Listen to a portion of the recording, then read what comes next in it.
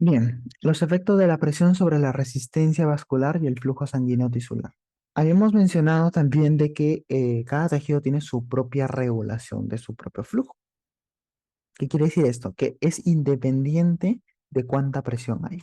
Así hay una presión muy alta y el tejido solamente necesita un nivel muy bajo de flujo porque no está activo, porque no está funcionando en ese momento.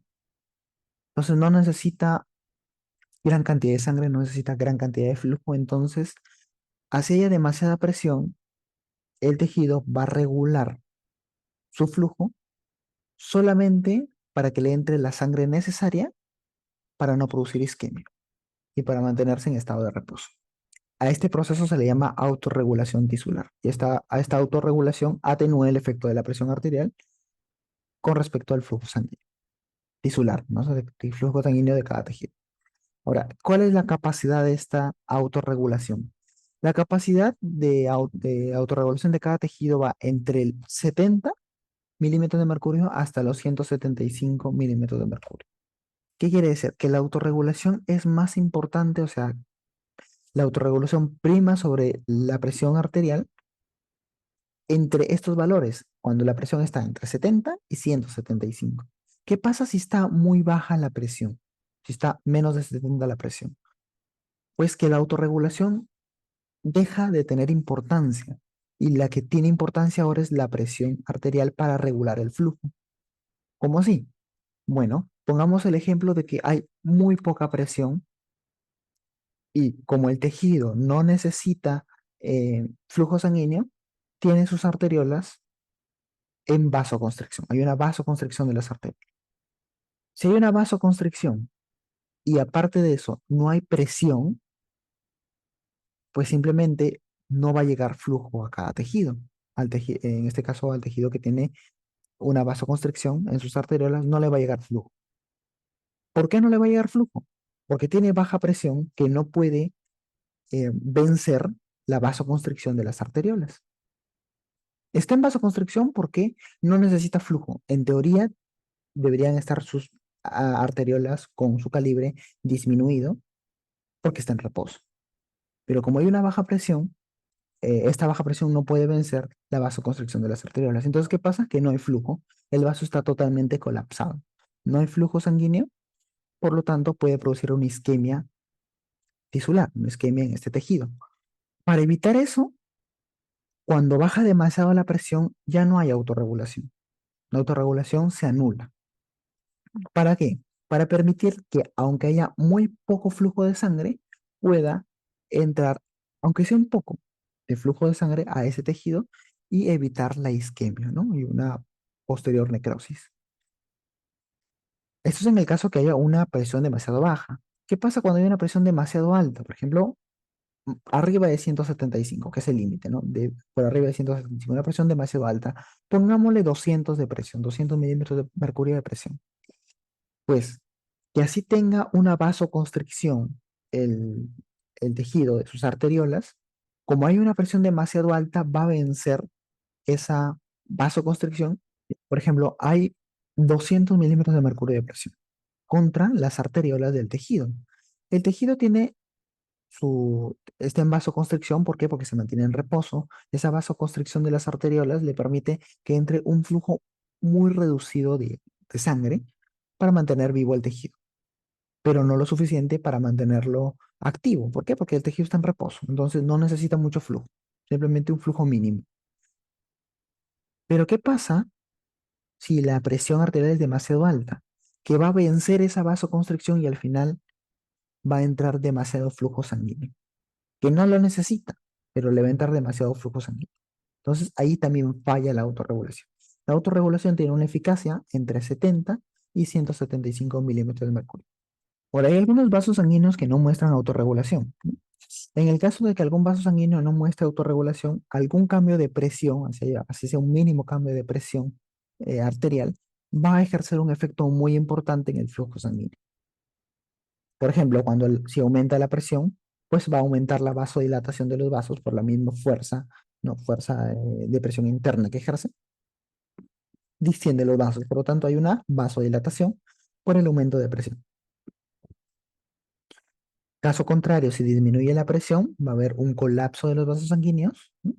Que los vasos sanguíneos que son músculos, ¿no? Tienden a colapsarse. Entonces, al haber una presión muy baja, tienden a colapsarse los vasos sanguíneos. ¿Y qué pasa si la presión baja demasiado? Bueno, si la presión baja demasiado, ahí pueden colapsarse por completo los vasos sanguíneos y es lo que se conoce como presión de cierre crítica, que lo tenemos aquí en la imagen. ¿Cuál es la presión de cierre crítica? En una inhibición simpática, empezando. Primero, ¿qué hace la estimulación simpática? La estimulación simpática produce una vasoconstricción.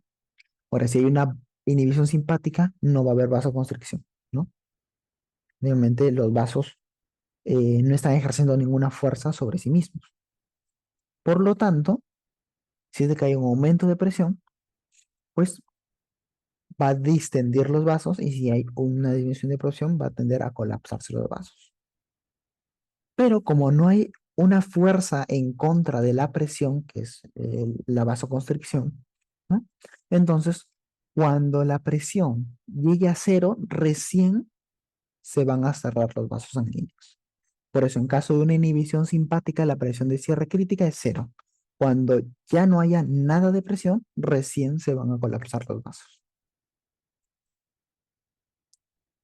En un vaso sanguíneo que esté normal, ¿no? La presión de cierre crítica es 20. ¿Por qué por qué es más?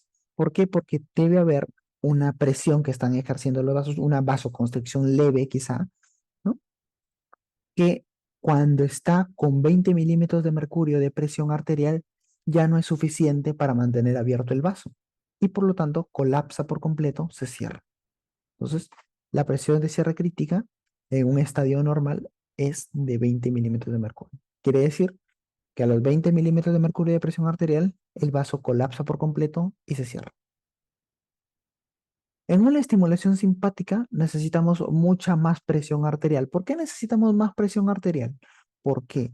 Porque la estimulación simpática produce una vasoconstricción fuerte. Para poder vencer esa vasoconstricción necesitamos mucha más presión arterial. Por eso, cuando tenemos 60 milímetros de mercurio de presión, ya no es suficiente para mantener abierto el vaso porque está mediado por una vasoconstricción demasiado fuerte.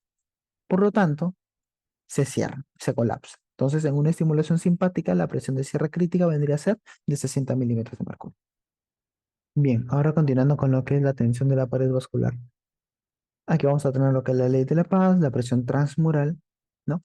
Empezando, la aorta va a soportar unas presiones demasiado altas, ¿no? 120 milímetros de mercurio con respecto a los capilares que pueden llegar a resistir hasta 60 o 70 milímetros de mercurio de presión, que es una tensión muy baja si lo comparamos con la aorta. Por eso es que la aorta está reforzada, por así decirlo, con paredes resistentes con bandas de colágeno. Este refuerzo que tienen las paredes, la aorta hace que el espesor de su pared sea más gruesa, que no lo necesitan los capilares. Los capilares no tienen ese refuerzo. ¿Por qué? Porque están expuestos a tensiones bajas. Ahora, ¿qué es la presión transmural? La presión transmural va a ser la diferencia entre la presión externa y la diferencia, perdón, entre la presión interna menos la presión externa. La presión interna está dada por la sangre, por la presión sanguínea, ¿no? Y la presión externa está dada por la presión que ejerce el tejido sobre su propio vaso sanguíneo. Por ejemplo, eh, un músculo tiene sus vasos sanguíneos que lo irrigan, pero cuando está contraído también contrae sus vasos sanguíneos y los colapsa, los cierra. Por eso que los músculos se irrigan cuando están relajados y no cuando están contraídos, igual que el corazón. El corazón se irriga en diástole y no se irriga en sístole. Porque en diástole, como está contraído su miocardio, entonces también contrae sus vasos sanguíneos y no permite que entre sangre, ¿no? Entonces, para que haya flujo sanguíneo, en primer lugar, tiene que haber esta diferencia de presiones. ¿Qué quiere decir? Que la presión interna, ¿no? La presión intravascular tiene que ser mayor que la presión tisular o presión externa. Y la tensión, de que sale la fórmula, la tensión va a ser esta diferencia de presiones, ¿no? Esta diferencia, esta presión transmural, multiplicada por el radio del vaso y dividido por el espesor de la pared. Y esa vendría a ser la fórmula de la tensión. Bien, aquí tenemos lo que es la fuerza de cizallamiento, que está dada por el arrastre que ejercen los eritrocitos o el hematocrito de la sangre. O sea, cuanto más hematocrito haya, mucha más fuerza de cizallamiento hay, y cuanto menos hematocrito haya, pues también menos fuerza de cizallamiento va a haber, o sea, menos frenado. Los cambios crónicos de presión van a producir una remodelación de vasos sanguíneos. Vamos a poner un ejemplo simple en un paciente hipertenso, ¿no? Sus vasos sanguíneos están expuestos a presiones altas por encima de lo normal, entonces el vaso sanguíneo trata de adaptarse a esa presión alta y por eso sufre una remodelación. ¿Qué quiere decir? Que el espesor de la pared se va a aumentar el espesor de la pared, se va a agrandar el espesor de la pared para poder resistir esa presión alta, para así evitar sufrir daños.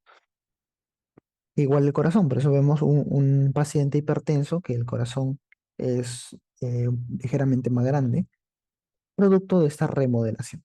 En este caso estamos hablando de remodelación de vasos sanguíneos, pero aplica también para el corazón en el caso de la hipertensión.